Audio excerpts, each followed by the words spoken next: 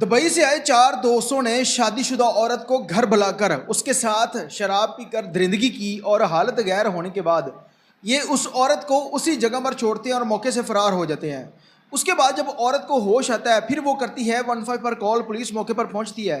तमाम तर वकूबे का जायजा लेने के बाद पुलिस को वहां से शराब की बोतलें भी बरामद होती हैं और उसके बाद इनके ऊपर गैंग रेप का एक मुकदमा दर्ज होता है। ये वाक़या कहाँ का है और इसके पीछे कहानी असल क्या है, ये औरत किस तरह से इन तक पहुँचती है, इस वाक़े की मुकम्मल डिटेल आज की इस वीडियो में आप लोगों के साथ शेयर करेंगे। नाज़रीन, आप देख रहे हैं मेरा डिजिटल चैनल, मैं हूं आपके मेज़बान और मेरे लिए। नाज़रीन, फैसलाबाद के अंदर एक अफसोसनाक वाक़या रूनुमा हुआ है जिसे सुनकर यकीन करें कि इंसान के पाँव तले ज़मीन निकल जाती है।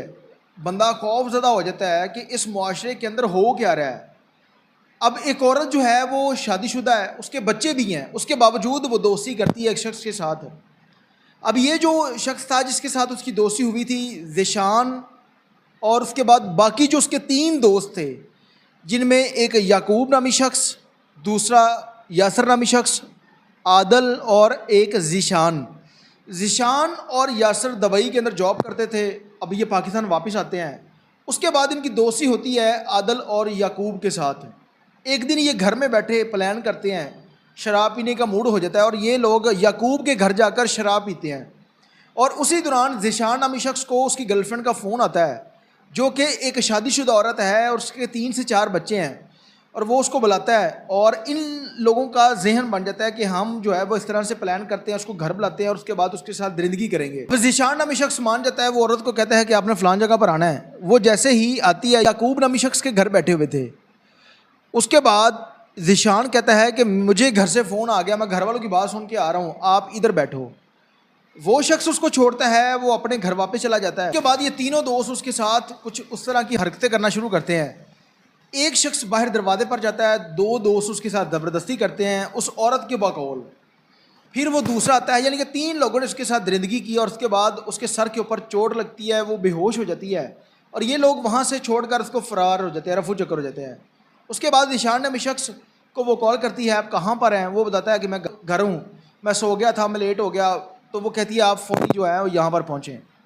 वो शख्स अपने घर से उस याकूब नामी शख्स के घर आता है। उसके बाद उसने पहले से 15 पर कॉल की थी, पुलिस आती है, पहले पकड़वाती है वो ये ज़ीशान नामी शख्स को। उसके बाद उसका DNA टेस्ट करवाया जाता है और उसके बाद मेडिकल टेस्ट होता है और उसके बाद उन चारों मुलजमान के ख़िलाफ़ गैंग रेप का मुकदमा दर्ज होता है और पुलिस के अफसरान जो है उनका ये कहना है कि इन लोगों को करार वाक़या सज़ा दिलवाने में पुलिस अपना पूरा किरदार अदा करेगी। रेप का जो मुकदमा है इसमें 375 दफ़ात के तहत मुकदमा दर्ज होता है। अब इन लोगों की तफ्तीश मुकम्मल होने के बाद इनको जुडिशल कर दिया गया है। उससे पहले पुलिस के जो अफसरान हैं उनका यह कहना है कि जब वो मौके पर पहुंचे वहां पर शराब की बोतलें भी बरामद हुई और इस औरत के सर के ऊपर चोट लगी है जिसका मेडिकल भी करवाया गया है। और उस औरत का ये कहना है कि इन लोगों ने इस तरह कर मुझे वर्गला कर बुलाया और ज़ीशान नामी शख्स के साथ 1.5 से 2 माह कबल मेरी दोस्ती हुई थी और इसने मुझे फ़ोर्स किया था कि आओ मिलकर खाना खाते हैं और मैं इसकी बातों में आ गई और जब मैं यहाँ पर आई हूँ तो आगे सीन ही कुछ और था। ये शख्स अपने घर चला गया और उसके बाद उसके साथ दरिंदगी और हवस के मामलात होते हैं।